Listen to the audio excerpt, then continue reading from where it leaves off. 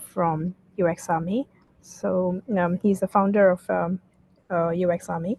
And I think most of you in Lazada at least know about UX Army because we heavily use their platform and also interact with them a lot for all the usability testing that we do in Lazada and also in Redmart from many, many years now. So if you're in Lazada, of course, very likely you have done one usability testing at least for your product, or for you may have noticed some other product managers or product designers or UX designers actually doing some usability testing. You may have been involved in it. If you've not, then definitely let us know and we will involve you in the next one, because hopefully after you join this session and you learn how how you can do unmoderated usability testing effectively, and it's one of the most efficient ways of doing usability testing, also both time efficient and cost efficient way. So I think I'm pretty sure you'll be interested to do a few more for the product or you handle, or very likely you will be interested to at least know how it's being used within Lazada. For those who are joining us from outside Lazada, also you will get a very good idea about how it's utilized and how it's a very effective and also very efficient methodology which you can use um, in your projects as well, in your research projects, to understand the user and also how they use your product. So yeah, so thanks everyone, and thanks Kuldeep. So a few notes before we start, especially for the people who are joining us on Zoom. We usually request you to um, mute your microphone and keep your camera function off, except obviously the speaker, so that you get more smooth session. And you can ask questions, and that is you can put it in the chat function of Zoom, or if you are on live streaming, put it on the chat function of the live stream. For the people on Zoom, you can even unmute your microphone at the end of the session, not in between, but at the end of the session, you can unmute and ask your questions directly. And Kuldeep will answer your questions. Or if you put it in the chat as we go along the session, he will also take those questions at the end. And also for the ones who are on live streaming, don't worry. If you put your questions in the chat function, we will copy paste it in Zoom, or even ask it to Kuldeep at the end of the session. So your questions will definitely be answered. Just a few things. Please do not take screenshots. Please do not post and share any of the contents on social media. You can, of course, if you've attended, if you like something, you can put something, but not directly from, taking screenshots or the videos. And also do not record the session. However, we will be sharing the recording. We will be doing a recording. It is being recorded, as you can see right now, and we will be sharing the recording on YouTube and also through our LinkedIn channels. And we can share the channels over here later in the chat function, so you can check it over there, and you will find the recording over there. Also, the contents which is being shared today will be posted through LinkedIn and YouTube. So everything will be shared just through the official channels. So please wait for that. And yeah, that's basically what we have. Just a few notes before you join. So just to introduce Kuldeep as well. Kuldeep is, as I said, is the founder of UX Army. He started his professional career a couple of years before Google was born. So throughout his career, he has been working on user interfaces for several products, from and very interesting ones actually, from defense electronics to connected consumer products. And he's very, very passionate about user experience research and enjoys finding new ways to improve the user experience and also the methodologies and how to do the user research or the user experience research. So his latest efforts are about creating proof of concept to integrate automated continuous user validation into the product development lifecycle. And one of his products, which he has in his company, is about doing usability testing in he has like unmoderated, moderated. So he has quite a few different products from card sorting, tree testing. So we, and but today's focus area is on how to conduct effective unmoderated usability testing and how to create an impact using that methodology. So over to you, Kuldeep, and thanks a lot for doing this for us. Thanks on behalf of Lazada and Lazarus Edge. Thank you very much, everybody. I know it's a it's always brain food, and the brain after lunch is not the most active usually. So I have kept the slides pretty light and easy to absorb. So if you don't understand anything, don't worry. We are available anyway, connected on Ding Talk. So not an issue if you don't understand anything. I'm a bit under the weather, so a bit of logistics that I may shut down the camera or microphone and to cough a bit or something like that. You guys have been really awesome, and thanks for giving the opportunity.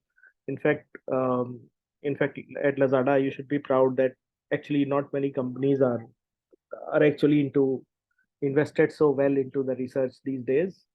You guys are really doing wonderful, and one of the reason why Lazada is leading is because of the focus on research, because nothing can replace consumer insights. And I see all of you in your own ways quite well immersed into getting insights. So congratulations to you. About myself, I think there was already a lot added by Sanchita, so I don't think I have anything to say. Let me share my screen to share the slides that I have. Please interrupt me anytime you feel like asking a question. Um, Usually it's very simple, so it shouldn't be that difficult for you to follow. But still, if you have questions, just raise it straightforward and let me know. Are you able to see my screen now? Because that's a common question we all ask ourselves once we share the screen. Yes, it's showing this. Make it Okay, full screen. let me go full screen and see. Okay, this is my Twitter handle. If you want to contact on X, you can contact me. Otherwise, we are connected anyway, so I'm not too worried about that. Reach out to me anytime you feel like. Tag me on TikTok, and I'll be happy to respond to your questions. I'll be talking about how to do unmoderated. I've added the word remote because I realized that all my content was actually related to remote usability testing, and I won't be talking very generic because I know at Lazada you have a specific focus, which is related to mobile apps mainly, and maybe some interfaces on computer. So I've just left it at that. But this doesn't cover any methods related to usability testing of um, AR, VR devices, gaming. Usability testing as such is a pretty broad subject. It also includes usability of and ergonomics of chairs and even office design and so on. So we will not be covering those areas. This is very focused on consumer facing stuff that we do. So the concepts are rather specific. So if you have any question outside of that, happy to answer. Just that this presentation is not covering that part. It's a very light presentation, as I was discussing before. We'll just have a small understanding about what we are talking about, why such a big name, unmoderated, and all that, and then what's the process to go about, what are the pitfalls in the process that normally we do without realizing we are doing it, and then where do I see the future of usability testing headed to. Sometimes it can sound scary, but this is just an opinion, and I think it's not about existential crisis. It's about how machines would start to look at these fields and how the future may shape. And there are already signs of that. But without revealing too much, then we will do a Q&A. Q&A is anyway open, so anytime just ask, just go reach out to me, and I'll be happy to answer. So to begin with, I just try to break this term. So you all know actually usability testing. We are trying to find out how whether people are able to even do their tasks. And usability controls mainly comes from three concepts, 3 points in the usability.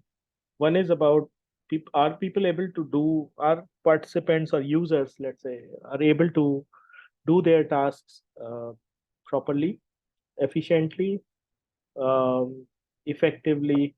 Effectively means are they even able to do the tasks at all? Um, and the other is satisfaction. Now, satisfaction is obviously hard to measure. So there are some scales, etc., which also calculates or claim to calculate satisfaction, although it's very subjective. So I'll talk about those scales later in very short. Just I'll give you some links in this PowerPoint. You can have a look at them. And if you have more, please let me know.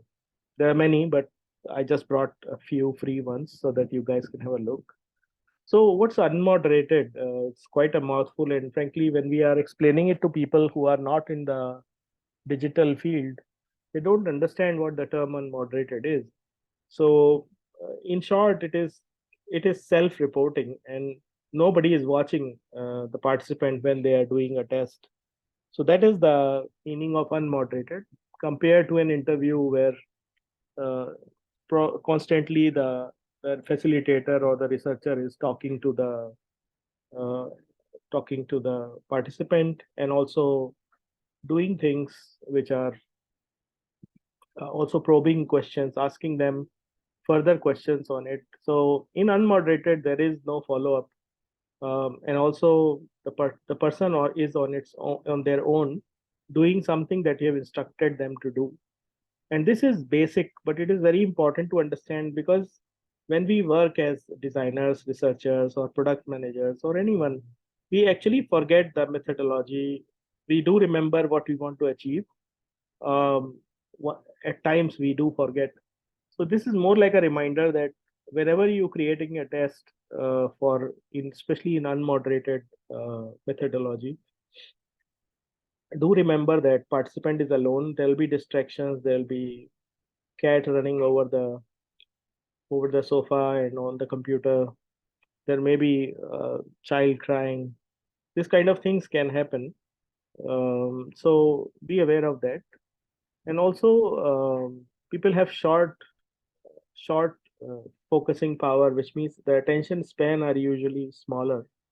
So uh, if we do a lot, if we expect a lot, just like an interview, it may hurt the test results.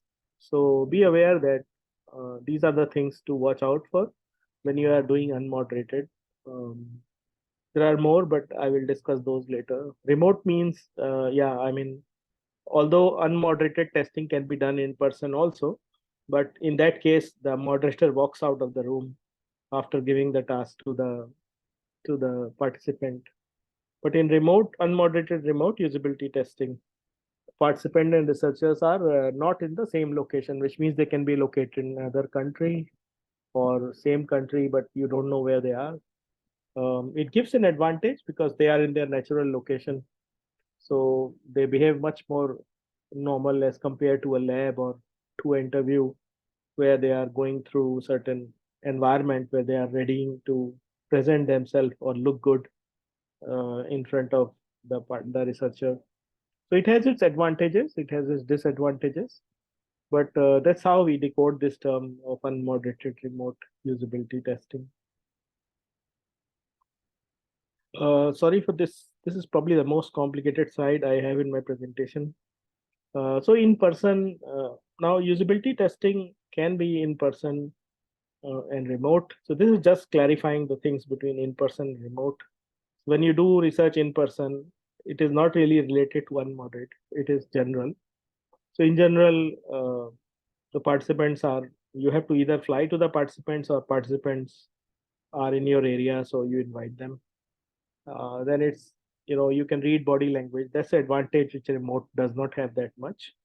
And frankly, some of the body language is also open to misinterpretation. So that can be also very dangerous. Um, Same goes for claims related to facial expressions, because um, human beings are pretty complex in terms of emotions. And if someone claims that my machine exactly understands what the emotions are going on when people are using a website, I would say I would see it with a pinch of salt, and I would not count on it alone. Although there are indications, so with due respect of all those products that do it.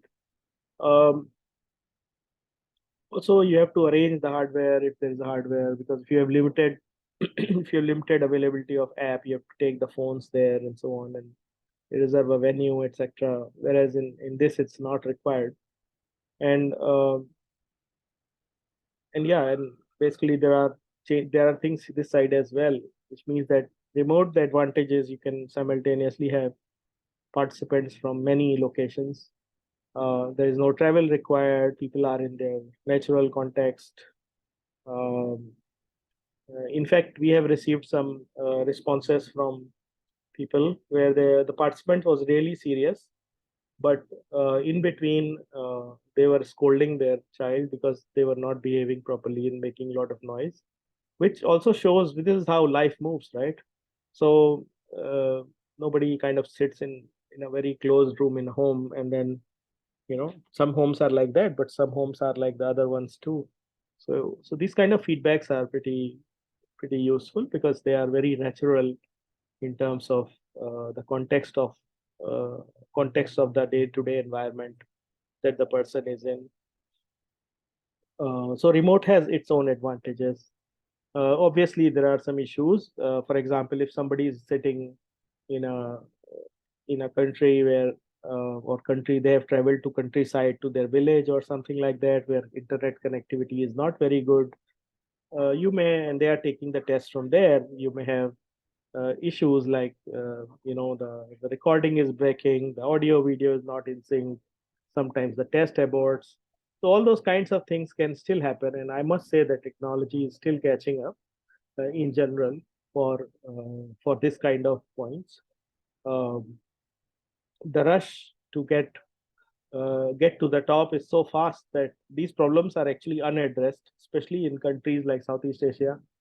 But Southeast Asia is also good in the sense that it's evolving pretty fast and it's catching up fast. So it's not like we are living in 3G environment. You might have seen already upgrades happening on 5G. Although there are cases where you will find people using old mobile phones, which are hardly having 1 GB of RAM, and still they want to give feedback. So this is a challenge that companies are trying to solve. But due to the priorities that company have and the pressure of economics that companies have, such solutions are not available today. So just to let you know, there are still technical limitations with remote testing. Now, remote usability testing may not be limited to just task-based test. Some people also consider, and fairly so, I don't have any counter to it. Things like card sorting and tree testing are also covered in that.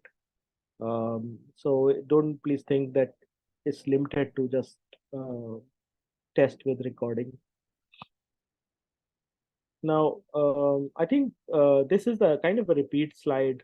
I think it's actually a repeat slide about usability testing, remote usability testing. So I really don't want to stress much here, but I would like to say that the feedback that you get is at very low cost as compared to a full-fledged interview of the users, where you have to pay higher incentives and people have to go or to the venue, etc. And you can have a bit of quant and qual feel uh, using usability testing.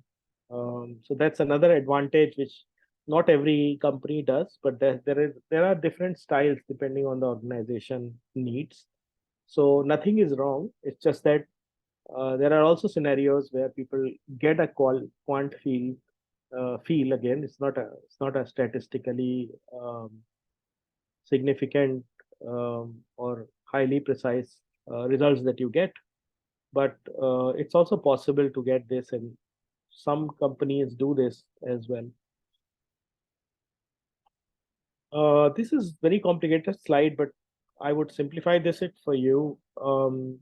This is again similar point that I was raising earlier. but it is basically a tabular comparison of each kind of thing. So I would not go through it much, but I would say in short, it is listing down next to each other in case you want to keep in mind what are the various methodologies. This table serves as a good reference as such between the three possibilities of usability testing. Okay, so what's the process of usability testing? So it's pretty simple. It's actually first you define the goals, which means that um, which means that it should be clear and aligned between stakeholders what we are trying to achieve.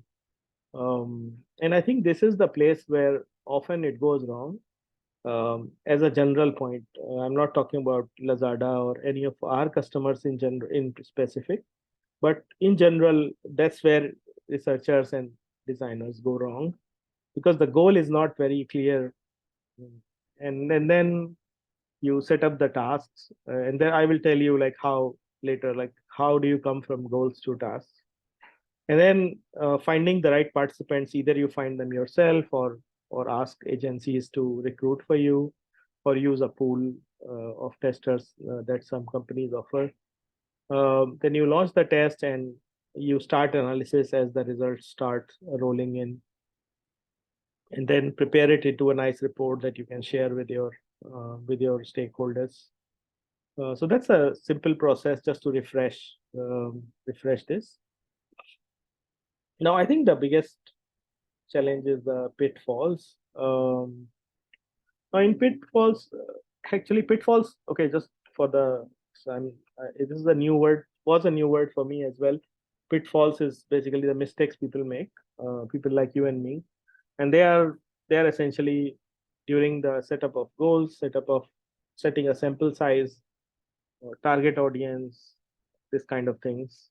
And I will go through one by one into this. So first thing, and which goes often wrong, is unclear goals and objectives.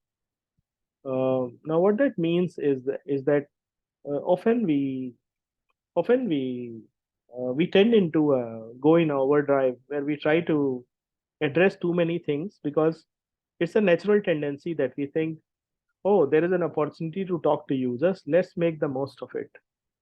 So these kind of things actually will hurt the outcome of the test because the people who are testing um, are are that one person, and they are in an environment where they are not really focusing on um, they're not really focusing on the test as such. Their focus may be divided a little bit. So for that, and that's good because that's how natural life is.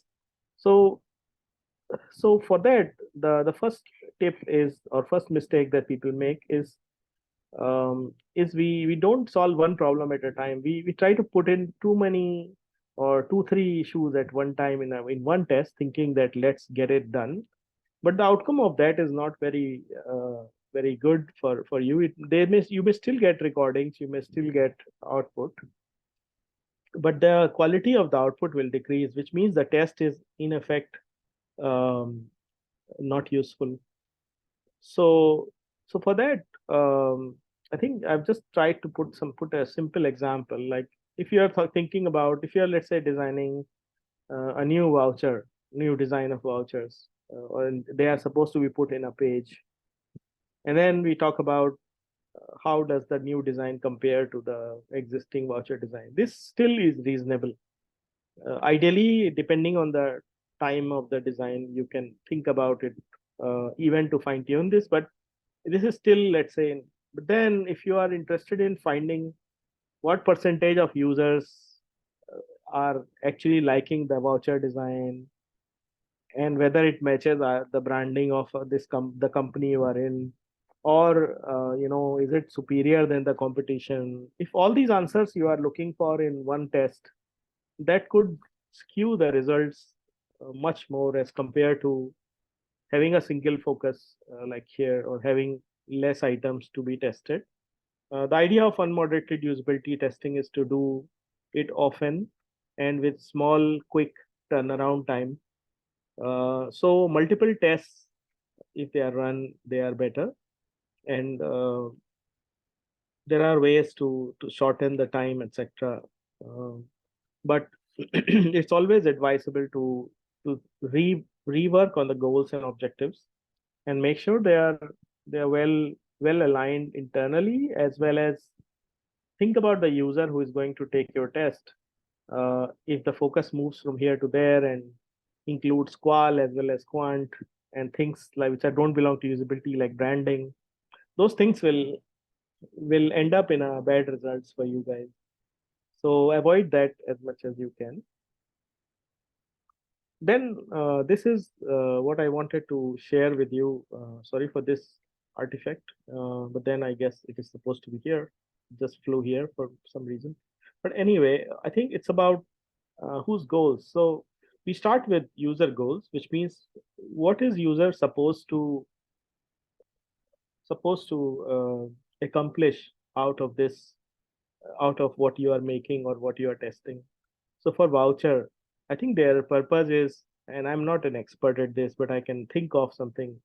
The goal is to find the vouchers at the right place, at the right time in the shopping journey, and being able to understand those vouchers and being able to apply that voucher uh, during a purchase and not feeling that they have missed out on something. So this is just a made up version of what it could be. So I'm not perfect at that. So please excuse me for that. You will know better. The other thing is business stakeholder goals. So business is probably interested in, so one of the stakeholders is design. The design wants to know whether this is resonating well. Are the text clear? Is the color fancy enough to match the style of what people are used to, or they don't even see it as a voucher. So the shape of the widget that you make and so on also matters here. And the business may also want to know how they can increase would these new vouchers increase the sales in some way? And is there any restriction to it? So you see already uh, such a simple objective can give rise to many questions. And therefore it's so important to go through in very detail this step. And then actually once you have that, you need to break down the goals into sub goals. Now I'll not go into example, others will become too long a presentation. But you need to break down the goals as such into smaller tasks or smaller things that people want to achieve and business want to achieve. Now you may end up in 20 or 30, or not 20, 30, but at least you may end up in 10 or 12. Now for 10 or 12 goals, that could mean that if you take 2 tasks per goal, you may end up in 20 plus tasks, which is again quite a lot for unmoderated testing. So in that case, the suggestion is or the style we follow is to come up with a grouping, and either assign a score to each of the goals and then add up those scores. So in one column you can have this is what Nielsen Norman suggests, that you can actually have a column for business score, importance to business, then you have importance to the user, and then add up those scores and then sort the table according to the scores. The highest score goes for testing. The others are just moved out of the table for another test. The other option that we practice is we make clustering, which means we cluster into high priority, medium priority, and low priority. And max, we pick up the highest priority and probably one from the medium priority, and we let go of the low priority items. So that's how we find out the task, and then each sub goal will convert to multiple tasks. So we have multiple tasks coming here for each goal. It's important that each task or each task scenario that you write, actually it should go back to and map to a sub goal. Because if there is a task which is dangling and it's not really mapping to anything, then this is unnecessary. Remove it. So that's the framework, if I may call it jazzy term for this. This is the framework we follow while designing the tests. Um, but we work very nicely with you, so there's no issue. But in some companies, there is one person who's responsible to create everything, and that's where it becomes slightly harder for one person to do it. So try to engage your stakeholders, try to engage us in our case, or try to engage people around you. I'm sure they'll be happy to be on board. It's a good exercise. Now, sample size. This is the most controversial topic as well. So there is Nielsen Norman had said, although it was said in context of website, uh, still it holds true in most cases that 5 participants are usually enough for usability testing. So that's the universally accepted option, and I'm totally in favor of it, because having multiple sets of 5 participants um, tested for one thing while you are improving the design is much better than trying to test with, you know, 20 people and then finding the same problem again and again. So I would say that that's a good one. And then, so this is the most preferred. And then when you have multiple target groups, for example, one you want from Shopee or some other website, another you want from another website, uh, another app, and then you want to check. Then you may want to keep, for example, you know, keep each participant with say 2 or 3 at least.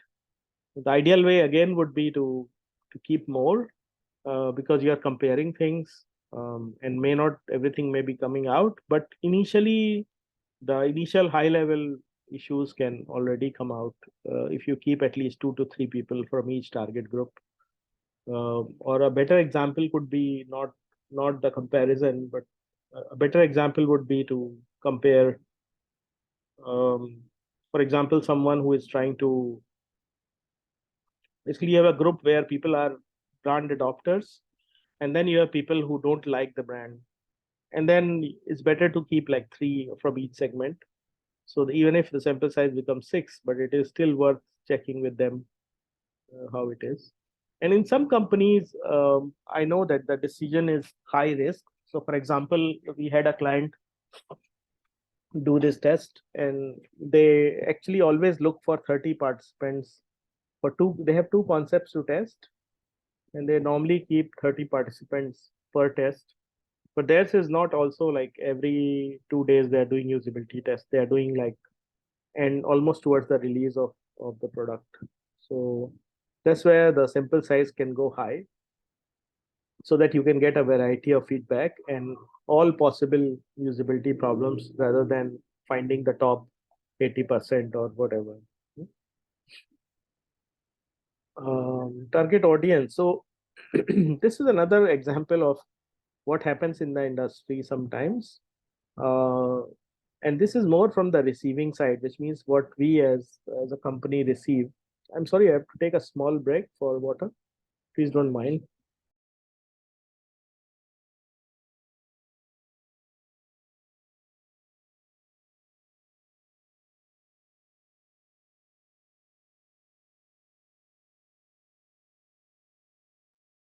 Sorry for the break. It was yeah. Okay, so the suggestion always is to for you guys who are launching a test to always come up with a proper table, and then it's much easier to read, it's much easier to understand. This is a good example of how to define sample size. Um, we have also received sample description of the participant profiles in this way. Now look at the number of jargons that it has: retail revolving, cash revolving. It's all explained well. But imagine somebody trying to recruit participants for you looking at this kind of descriptive text.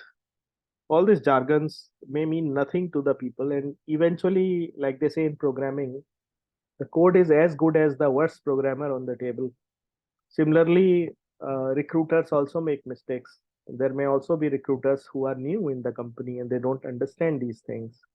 So they may recruit all the wrong participants. So the suggestion always is to, from your side, who are giving requirements or even for your internal planning to avoid confusion, suggestion is to take this kind of table where you can clearly see and revise things use Excel or something to kind of sum up stuff so that you're always good and clear what exactly is this, and you can use this kind of subscript to define what each thing means, so that it's neat and clean in your mind, in stakeholders' minds, and also in the recruiter's mind. So this is the suggestion.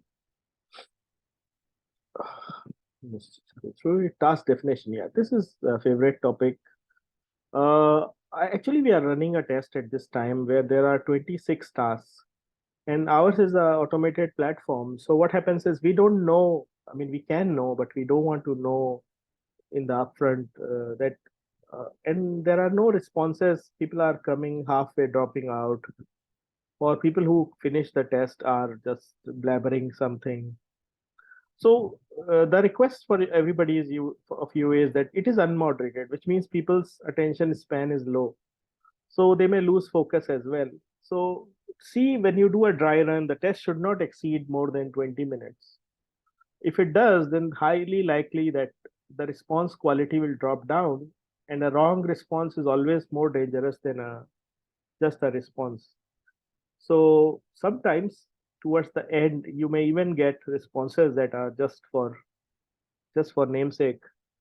People would just say something and just walk away.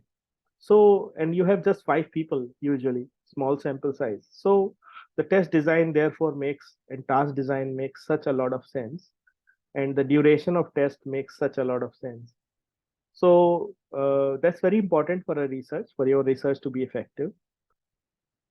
And you can always make survey questions. Technically, survey questions, especially multiple choice, are not very difficult to answer.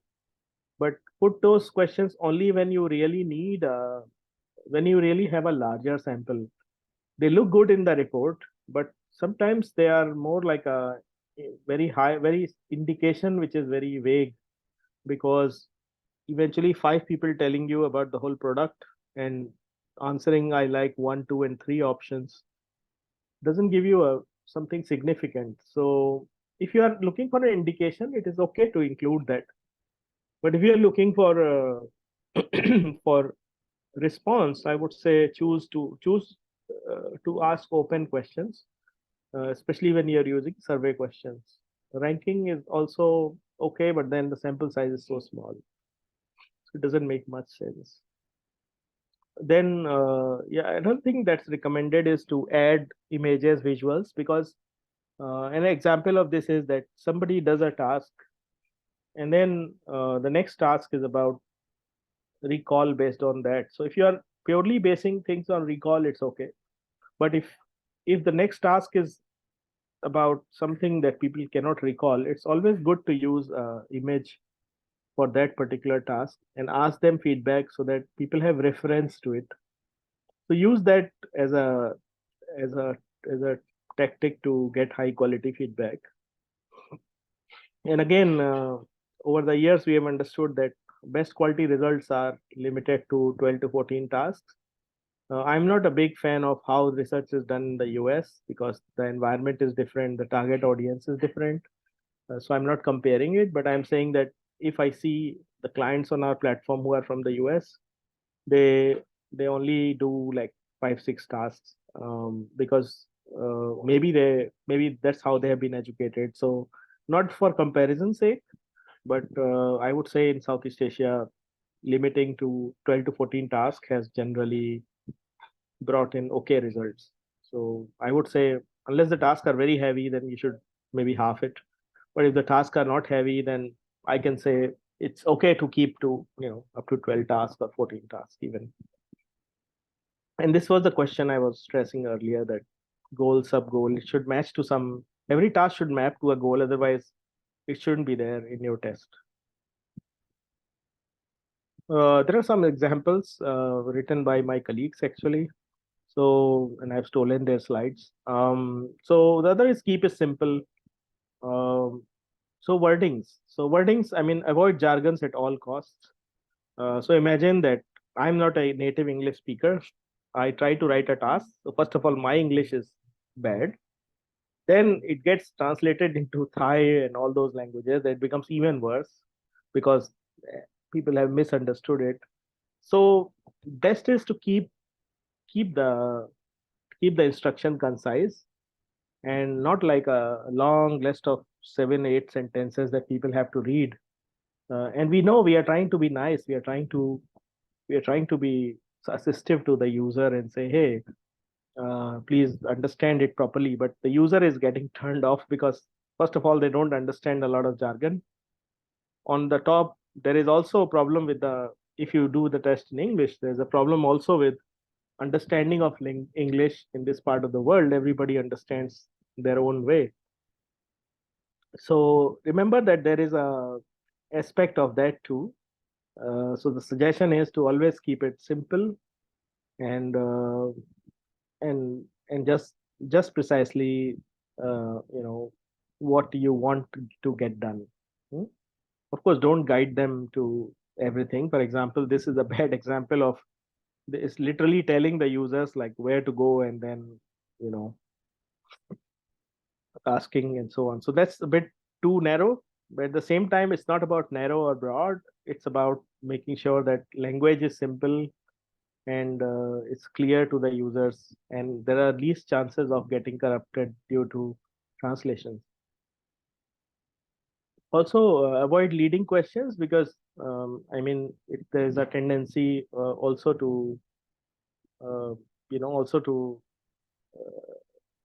agree to things in Asia generally, we are different audience because we are working in offices, in corporates, startups like myself.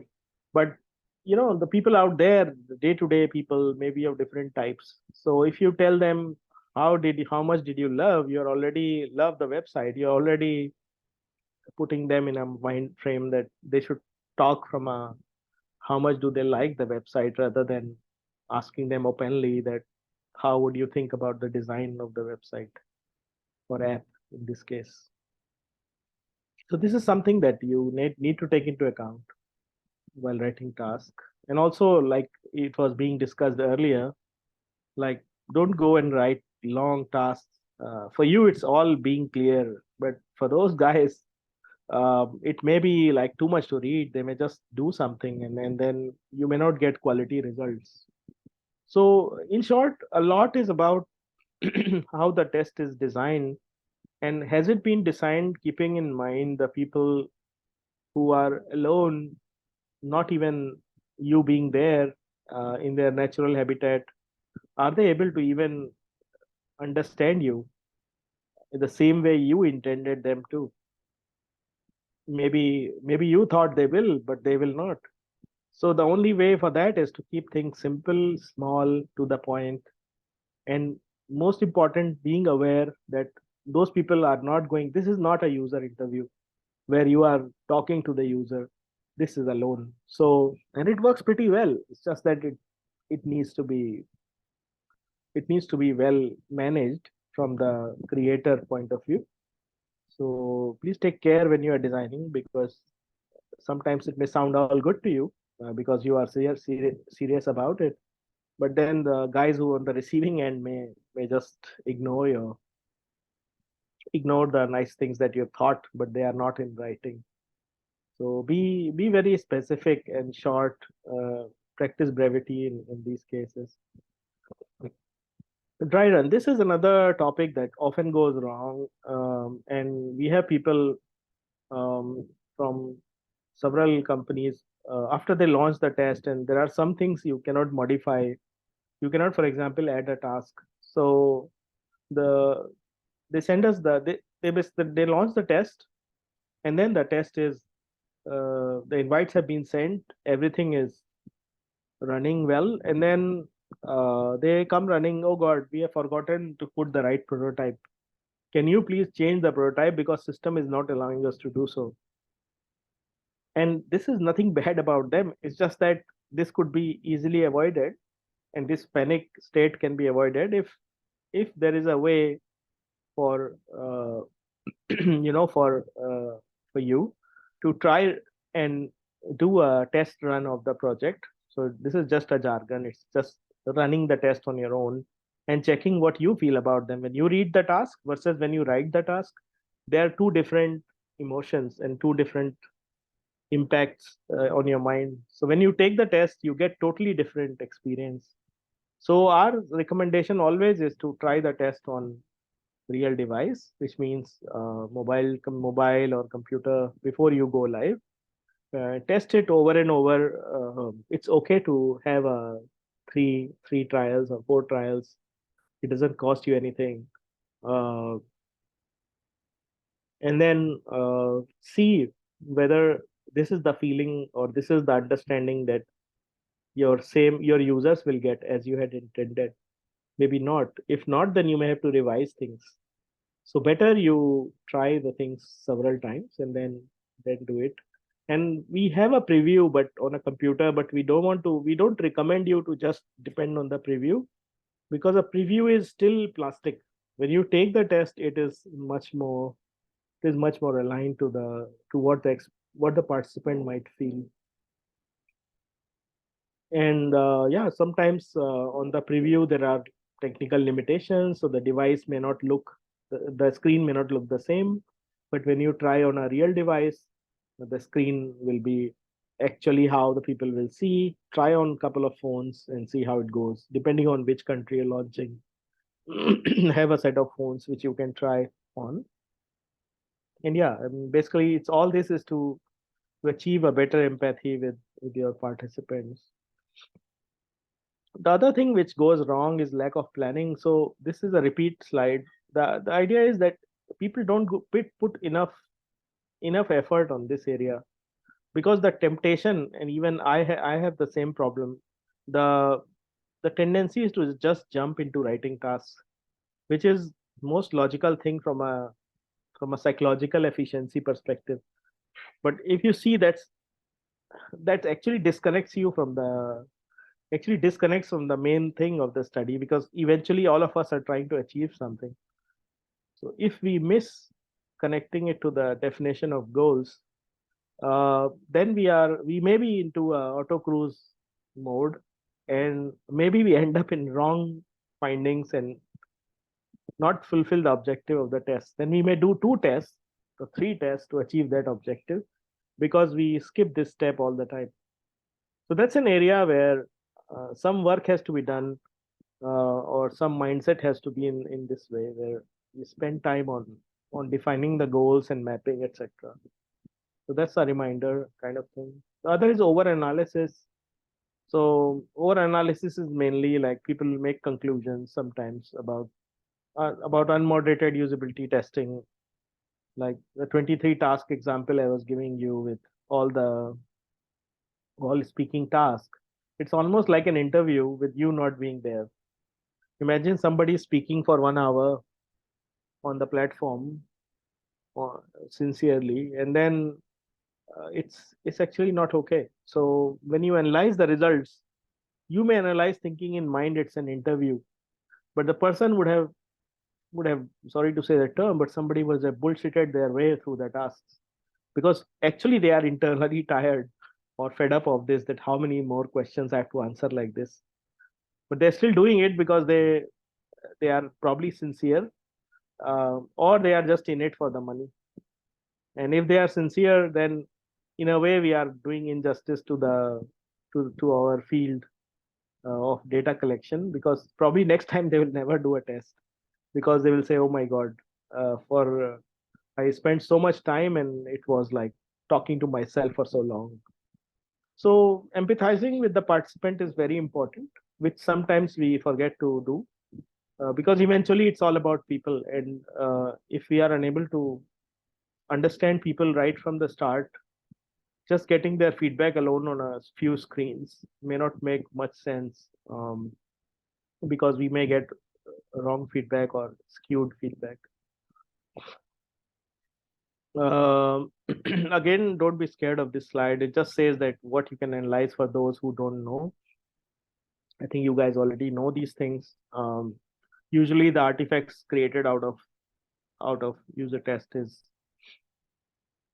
essentially the video playback, the task results, usability metrics. You can also create your own markings in the recording with your own comments. and we can also clip things. And I don't know whether it's practiced in every company, but some companies also have the researchers, instead of making a report, they make many clips and they stitch those clips together and do something called as reels, and then just send the reels around to everybody to say to so that everybody knows the highlight. That cuts down the time to create a report. But I also know that in some companies, to inform every stakeholder, it's important to have reports. So sometimes it makes sense not to do reports, especially if your environment supports it, or environment doesn't need a report, then no need to do the report. Then there are some UX scores that are floating around, and some companies have made their own scores. Um, there are research papers available in which some scores are there. The fact is, when we dive deeper into it, we found that none of them are actually the a foolproof method for all kind of systems. So, however, there are some interesting scores that are available, and these are all companies that don't charge you anything for these scores. So I really recommend, if you are interested in the usability field or user experience field, you should look at these free questionnaires. And they are also available in multiple languages. UEQ is not available in Vietnamese, I think, as far as Southeast Asia is concerned, but it has many languages. It has around 30 or some languages. So you may want to do that. Here is a bit of warning that some teams also measure NPS. Frankly, NPS is not a part of usability testing, so avoid that.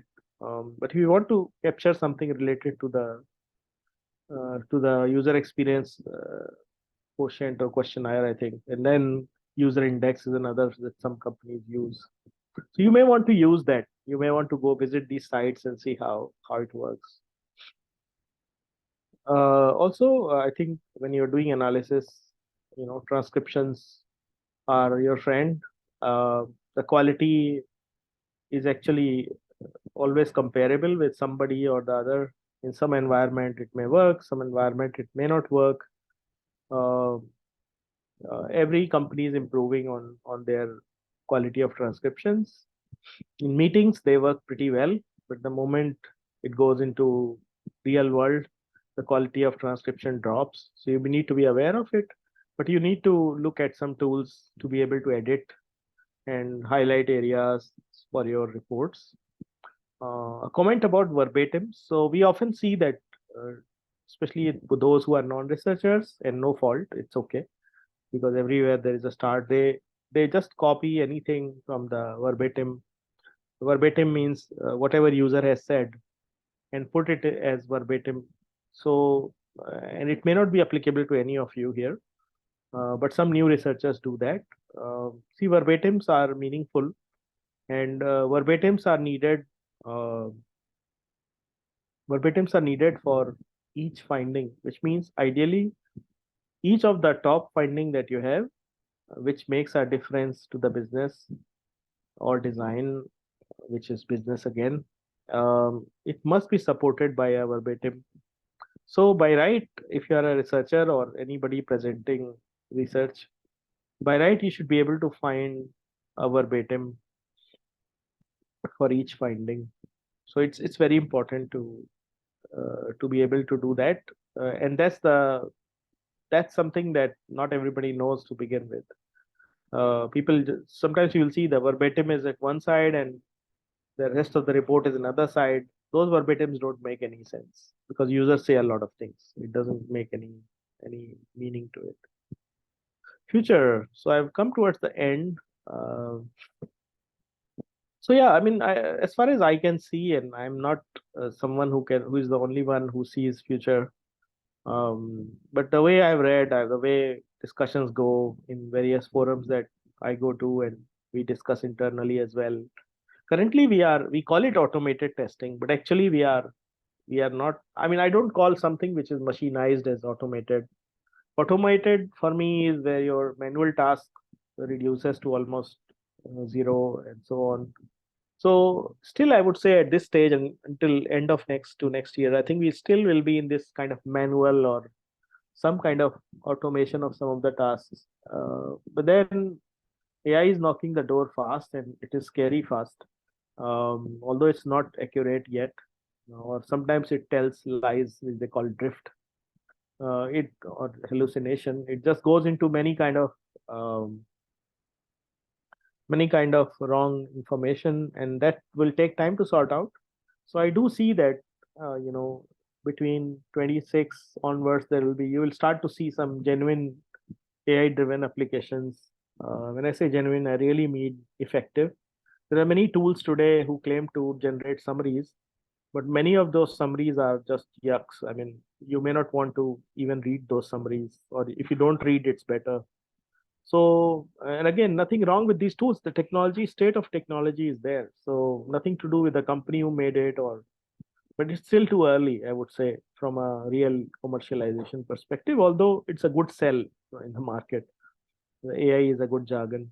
So, I would say that around this time, probably the systems will start creating tests on their own, creating reports on their own, uh, finding the right participants based on their overall behavior. So until 2030, I think this would go on easily.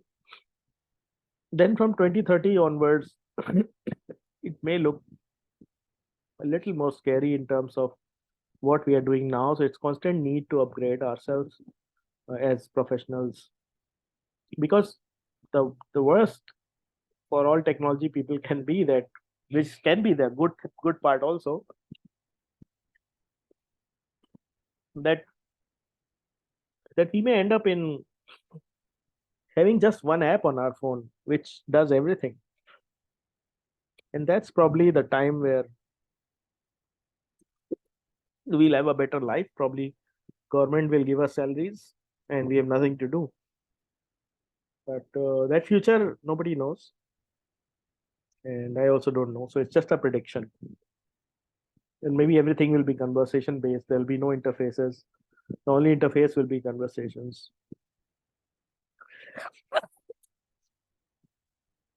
I'm so sorry for this funny style. But anyway, so I'm open for questions. I don't know if I'm out of time or before No, no, time. yes, it's perfectly on time. Okay. Thanks, Kuldeep. Thanks a lot. Sorry for yeah. And yeah, let me see if there's any questions in the live stream as well. But those on Zoom, please feel free to send in your questions or just unmute yourself and ask questions.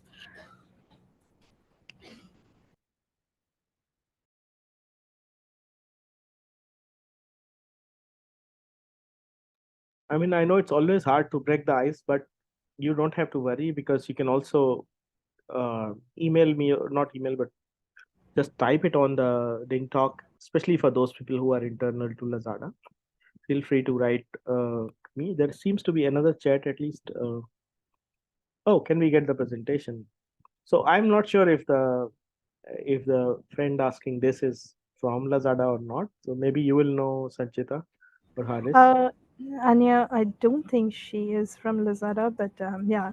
So the ones from Lazada will be getting this presentation. Anya, if, the presentation will also be shared as a video in Kuldeep, should we share this presentation No externally as problem. well?